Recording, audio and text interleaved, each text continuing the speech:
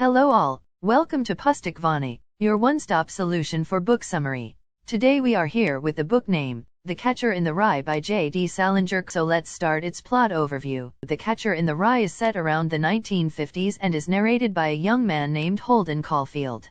Holden is not specific about his location while he's telling the story, but he makes it clear that he is undergoing treatment in a mental hospital or sanatorium.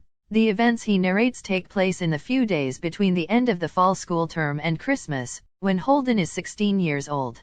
Holden's story begins on the Saturday following the end of classes at the Pensy Prep School in Hagerstown, Pennsylvania.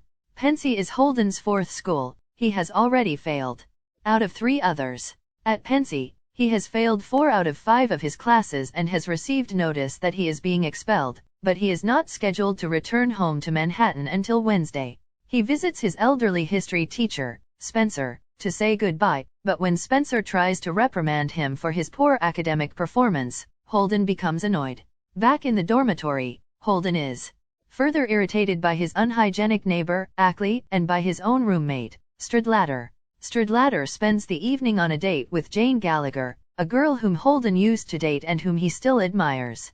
During the course of the evening, Holden grows increasingly nervous about Stradlater's taking Jane out, and when Stradlater returns, Holden questions him insistently about whether he tried to have sex with her.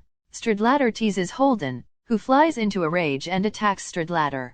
Stradlater pins Holden down and bloodies his nose. Holden decides that he's had enough of Pensy and will go to Manhattan 3 days early, stay in a hotel, and not tell his parents that he is back. On the train to New York, Holden meets the mother of one of his fellow Pensy students. Though he thinks this student is a complete bastard, he tells the woman made-up stories about how shy her son is and how well respected he is at school. When he arrives at Penn Station, he goes into a phone booth and considers calling several people, but for various reasons he decides against it.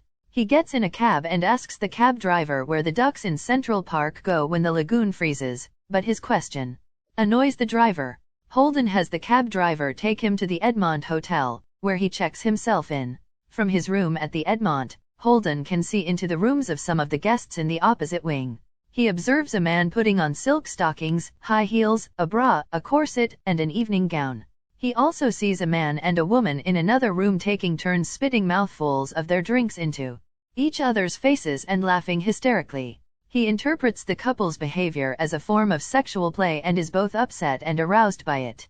After smoking a couple of cigarettes, he calls Faith Cavendish, a woman he has never met but whose number he got from an acquaintance at Princeton. Holden thinks he remembers hearing that she used to be a stripper, and he believes he can persuade her to have sex with him. He calls her, and though she is at first annoyed to be called at such a late hour by a complete stranger, she eventually suggests that they meet the next day. Holden doesn't want to wait that long and winds up hanging up without arranging a meeting. Holden goes downstairs to the lavender room and sits at a table, but the waiter realizes he's a minor and refuses to serve him. He flirts with 3 women in their 30s, who seem like they're from out of town and are mostly interested in catching a glimpse of a celebrity.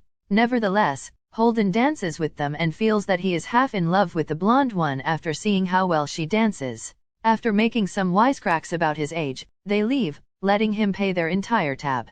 As Holden goes out to the lobby, he starts to think about Jane Gallagher and, in a flashback, recounts how he got to know her. They met while spending a summer vacation in Maine, played golf and checkers, and held hands at the movies. One afternoon, during a game of checkers, her stepfather came onto the porch where they were playing, and when he left Jane began to cry. Holden had moved to sit beside her and kissed her all over her face, but she wouldn't let him kiss her on the mouth.